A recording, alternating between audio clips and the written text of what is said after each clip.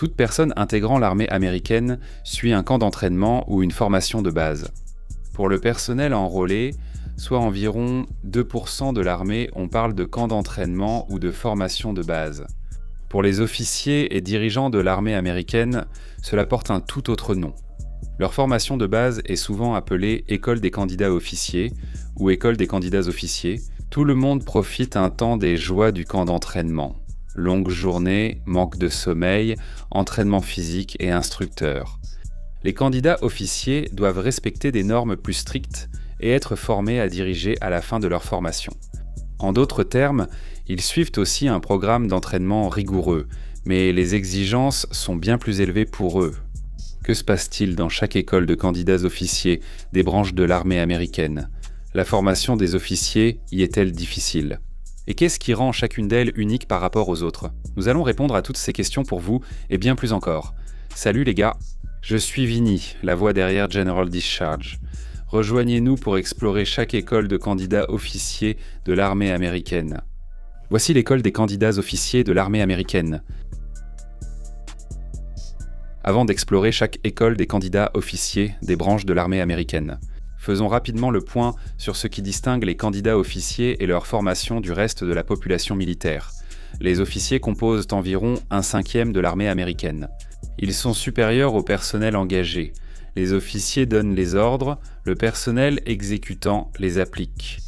Cela signifie qu'un Butterbar, qui est un terme affectueux que l'on utilise pour désigner les OON tout juste sortis de l'école, les officiers de compagnie occuperont un poste de direction et devront agir en leader dans leur rôle. En raison de la responsabilité supplémentaire qui vient naturellement avec le fait d'être officier. Cela signifie qu'ils doivent recevoir une base solide lors de leur formation initiale afin de s'assurer qu'ils soient aussi prêts que possible.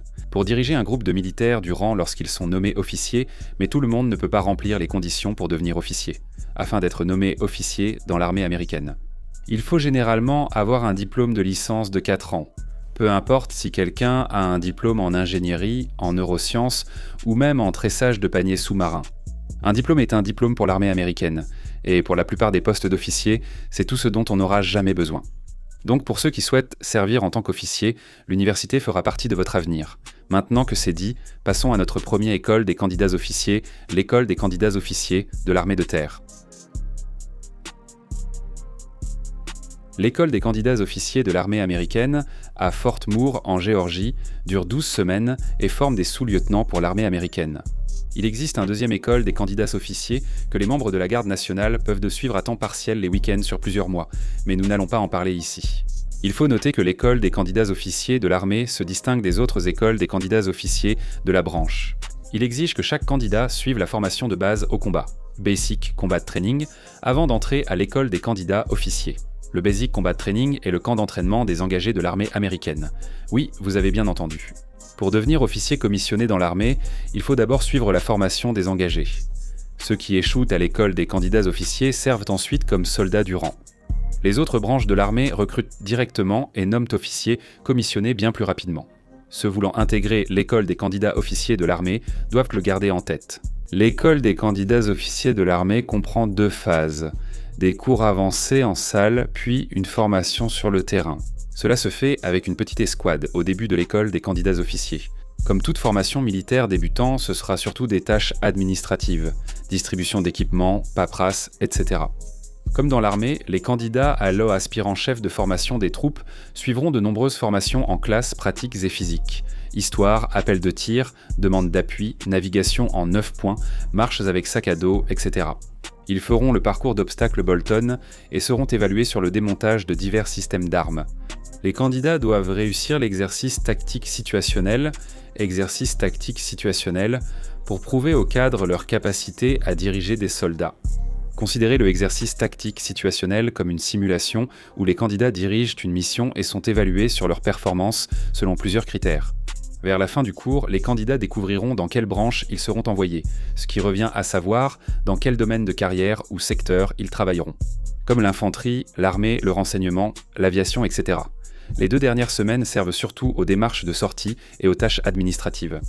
Les conditions pour entrer à l'école des candidats officiers de l'armée sont être citoyen américain, avoir 19 à 32 ans, être éligible à une habilitation secrète, avoir un diplôme de licence et moins de 6 ans de service actif. Après l'école des candidats officiers de l'armée de terre, abordons celui de la marine pour les membres actuels de l'armée.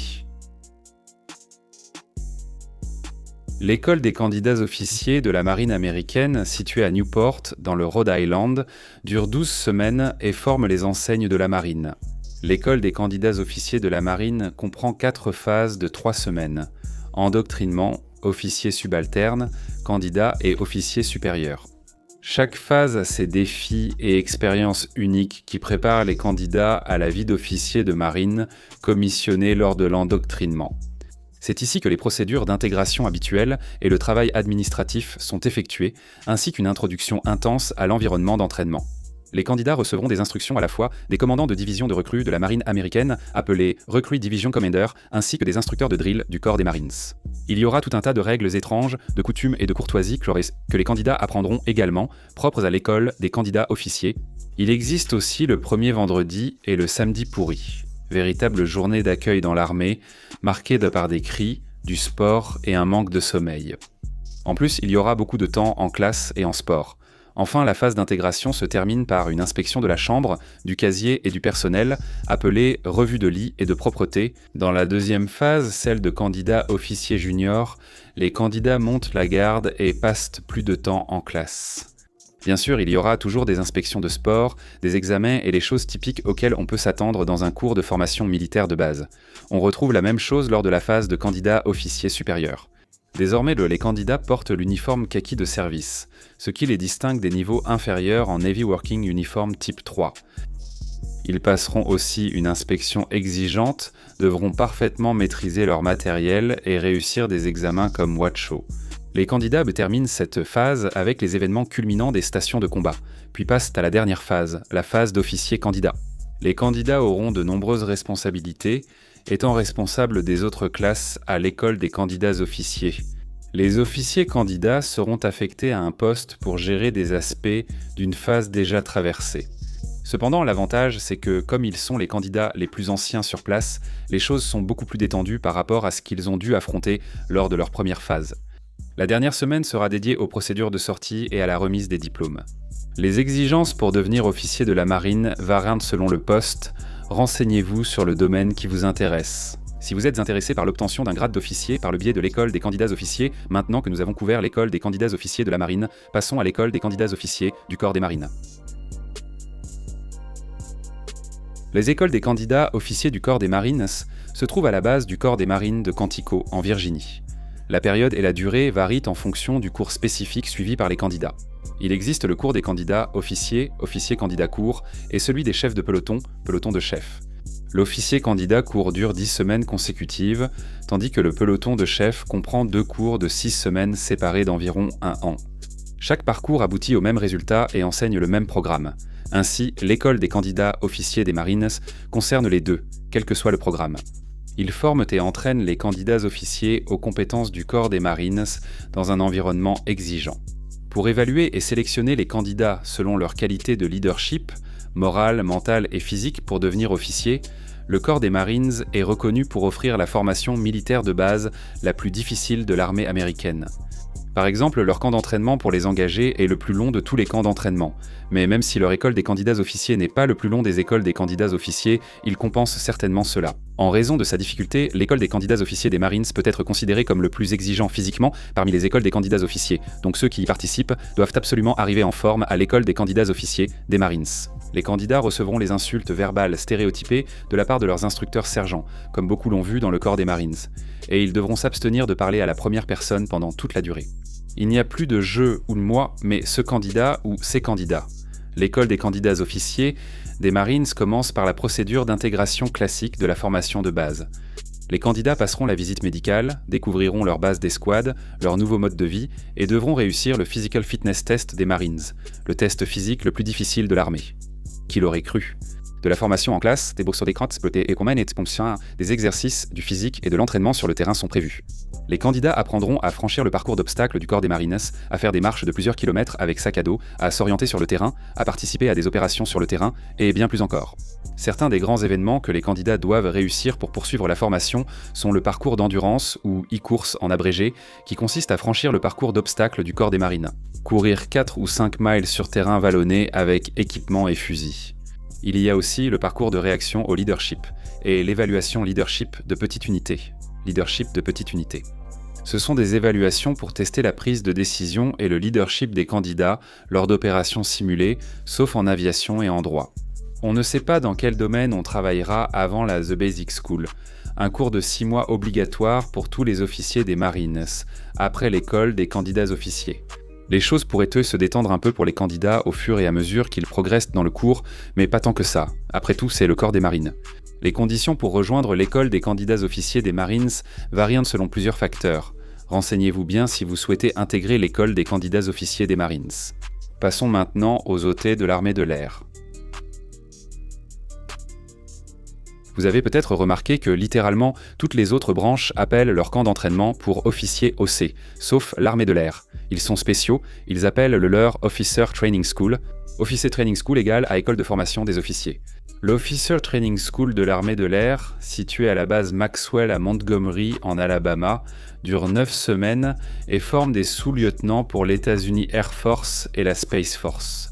Les officiers de la Space Force sont aussi formés ici, car elle dépend du département de l'armée de l'air. Ils suivent la formation des stagiaires officiers de l'armée de l'air, avec une formation spécifique à la Space Force si besoin. Seul le temps dira s'ils auront leur version de l'école des candidats officiers. L'Officer Training School de l'armée de l'air comprend 5 modules axés sur le travail d'équipe, la communication, la prise de décision, la résilience, la créativité et la responsabilité. Les stagiaires suivront 5 modules avec des cours, discussions, exercices en classe et sur le terrain, ainsi que des activités hors cours. Il y a un entraînement physique, mais moins que dans les autres OCSS. Le programme inclut 2 exercices de force expéditionnaire aérienne évaluant le leadership sur le terrain et l'intégration des compétences en communication et leadership acquises durant le cours. Le premier module vise à préparer les stagiaires à s'intégrer à la culture militaire et à s'adapter à un environnement exigeant. Ils apprendront l'urgence, l'intégration à la culture militaire, la participation aux exercices et cérémonies et la résilience. Ils découvrent aussi les bases du leadership, la gestion militaire et le travail en équipe. Le module 2 développe les compétences, connaissances, résilience, adaptation et endurance physique des stagiaires. Les stagiaires apprendront le cyclisme de déploiement, découvriront les jeux de guerre et relèveront des défis pour se préparer à devenir des leaders performants. Le module 3 permet aux stagiaires de perfectionner leurs compétences d'aviateurs polyvalents et de se préparer à des missions rapides. L'accent sur les rôles d'état-major, la prise de décision, le développement des compétences et les défis physiques dans le module 3 favorise la préparation et l'agilité. Le module 4 propose un programme complet sur la planification interarmée, la connaissance globale, les études stratégiques et des exercices de simulation de guerre. Les officiers stagiaires mettront en œuvre les techniques de résolution de problèmes précédemment apprises et appliqueront la technologie pour se préparer aux défis des concurrences stratégiques, tout en participant à des activités visant à renforcer le courage physique. Le module 5 vise à acquérir puis conserver l'avantage du combattant grâce aux compétences déjà développées. Par dissuasion, défense et prise de décision létale, des combattants agiles deviennent des aviateurs prêts au combat. Les stagiaires encadrent aussi les plus jeunes, les guidant lors d'événements jusqu'à leur cérémonie de fin de formation. Pour ceux qui souhaitent rejoindre l'armée de l'air via l'Officer Training School, assurez-vous de consulter les exigences de base pour le domaine de carrière spécifique qui vous intéresse, en tenant compte des OT de l'armée de l'air. Nous allons passer à notre dernier, mais certainement pas le moindre, école des candidats officiers, garde côtière, OC Conseil Charmé, DCKA OC. Ceux qui connaissent General Discharge ne seront pas surpris que la garde côtière soit gardée pour la fin. Pas d'inquiétude, Costi, aucune moquerie, c'est juste notre façon de faire. L'école des candidats officiers de la garde côtière à New London, Connecticut, dure 12 semaines. Petite anecdote. Il durait autrefois 17 semaines, faisant de lui le plus long école des candidats officiers de toutes les branches, mais ils l'ont récemment réduit de 5 semaines. À l'école des candidats officiers de la garde côtière, les candidats reçoivent une formation et un encadrement en matière militaire pour les préparer à devenir enseignes dans la garde côtière américaine et à l'administration nationale océanique et atmosphérique, ou administration nationale océanique et atmosphérique pour faire court. Oui, c'est exact. Les candidats officiers de la administration nationale océanique et atmosphérique s'entraînent avec la garde côtière à l'école des candidats officiers, mais leur formation diffère et s'appelle le cours de formation de base des officiers.